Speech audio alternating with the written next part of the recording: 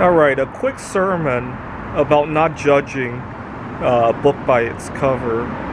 So yesterday I went to a Passover event here in Redmond, Washington. I really got accepted for who I was, even though there weren't too many foods there that I could eat. I mean, Passover is full of foods with butter, and I have eczema, and that doesn't go too well with me.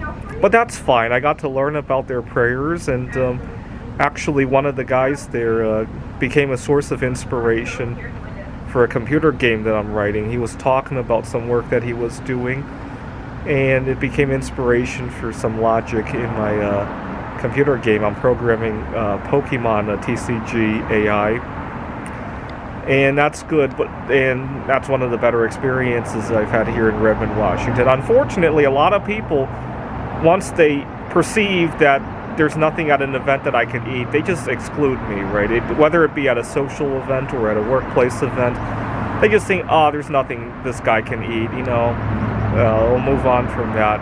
And they think that, for example, yesterday at the Passover event when I couldn't find anything to eat, a lot of people just assume I'm not having any fun, and nothing could be further from the truth. Life is a whole lot bigger than food. And a lot of, especially here in the Western world, a lot of people don't see it that way. Now, 3 years ago, I used to have a binge eating disorder, and I had a hard time believing that life was more than food, right? So I can kind of relate to that. But ever since I got off my binge eating disorder, I wrote 50 new computer games. I traveled all over the Western United States, right? Obviously, I can't really do that anymore because I have in-person work, but it's given me a lot of good learning experiences that I have kind of imported back to Seattle. The lessons of accepting people for what they eat and who they love and all that. And I found a lot of romance toward myself. Yesterday, one of my subscribers commented how he doesn't think I'm solosexual because I continue to date. Yes and no. I like the idea of networking with other people. Unfortunately, here in the Western world, dating almost always means either sex or a long-term relationship. And I don't necessarily like any of that. I've never really felt romance toward another human. I feel romance toward myself, usually. And I became even more solosexual during the quarantine, obviously. And there was one girl that I did get along with when I was living in Phoenix, Arizona. And she is more towards solosexual than heterosexual. So that worked very well.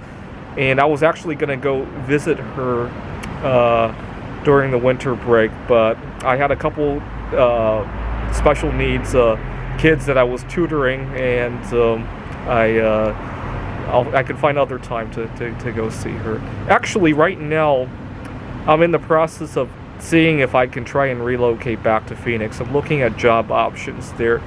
And what really sucks is that, it's really nice that we're interviewing remotely, because when we go back to interviewing in person, a lot of times people want to interview you on what you eat, right? Well, they don't interview you, they actually take you to a restaurant, right? The interview process does.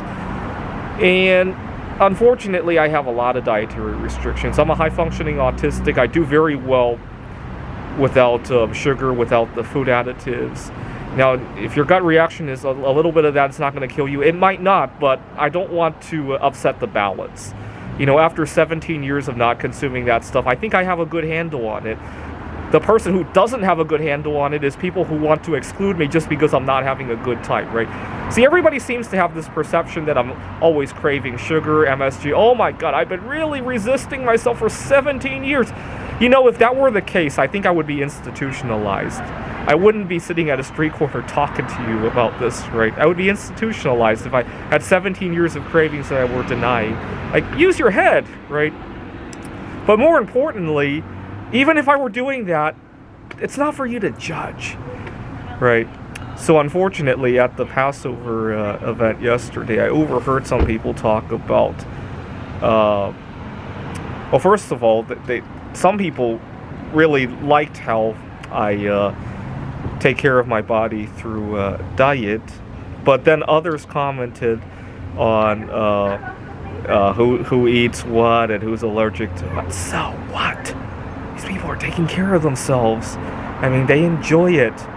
Most people, if you have somebody who's outside of an institution, chances are they somewhat enjoy what they eat, right? You know, they're constantly fighting themselves about what they eat, who they love. Oh my God, they're not going to have functional lives, right? Get over yourself on that, right? Anyways, enjoy your life, but accept that other people enjoy it different ways, right?